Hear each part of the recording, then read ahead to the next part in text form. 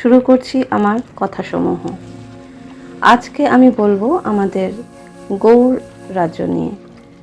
আমরা হলাম পশ্চিমবঙ্গবাসী, তবে 1947 সালের আগে অবিভক্ত বাংলা পরিচিত ছিল বঙ্গদেশ নামে।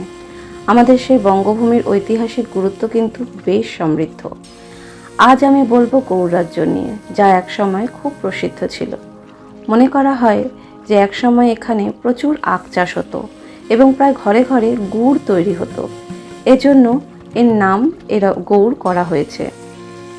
আবার এমনও মনে করা হয় যে এখানে একসময় দুর্গ বা গড় ছিল, যার থেকে নামকরণ হয়েছে।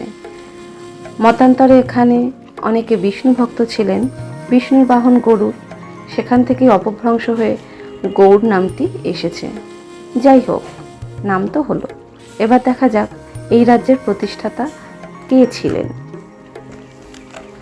7ম শতকে গুপ্ত সাম্রাজ্যের পতন হলে মহারাজা শশাঙ্ক নিজেকে স্বাধীন রাজা হিসেবে ঘোষণা করেন এবং গৌড়কে নিজের রাজ্য হিসেবে মেনে নেন।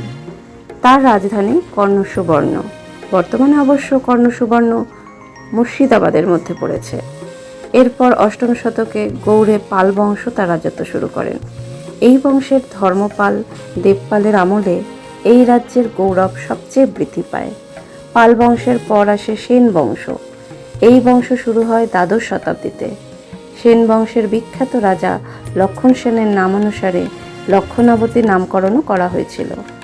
ধীরে ধীরে মধ্যযুগে সুলতানি শাসনকাল শুরু হয় বখতিয়ার খিলজির হাত ধরে। এরপর রাজত্ব করেন ইলিয়াস শাহী, হুসেন শাহী এবং গৌড় নামেরও পরিবর্তন ঘটে হয় লখনৌতি এবং সেখান থেকে জান্নাতাবাদ। এরপর একসময় নদী ভাঙন, রাজনৈতিক প্রেক্ষাপটের বদলের মধ্যে দিয়ে যুগের পরিবর্তন হতে হতে গৌড় সাম্রাজ্য তার গৌরব হারায়। কালের নিয়মে এক স্থান সমৃদ্ধ হয়, আরেক স্থান তার সমৃদ্ধি হারায়। গৌড় এখন কিছু পুরনো ভগ্নপ্রায় বা বিলুপ্তপ্রায় ধ্বংসাবশেষ নিয়ে তার কিছু স্মৃতি বহন করে চলেছে। বাংলার ইতিহাসে গৌড় ছিল অন্যতম গুরুত্বপূর্ণ রাজধানী। এটি বাণিজ্য, শিক্ষা, সংস্কৃতি ও স্থাপত্যের একটি বড় কেন্দ্র ছিল। বর্তমানে গৌড়ের ধ্বংসাবশেষ ঐতিহাসিক ও প্রত্নতাত্ত্বিক গুরুত্ব বহন করে এবং বহু পর্যটক সেখানে ভ্রমণ করেন। কখনো পারলে ঘুরে আসুন, সাক্ষী হয়ে আসুন আমাদের পুরনো গৌরবময় সময়ের কিছু কথাসমূহের। এই ছিল আজকের কথাসমূহ। আমার কথা ভালো লাগলে একটি লাইক করবেন ও চ্যানেলটিকে সাবস্ক্রাইব করবেন। ধন্যবাদ।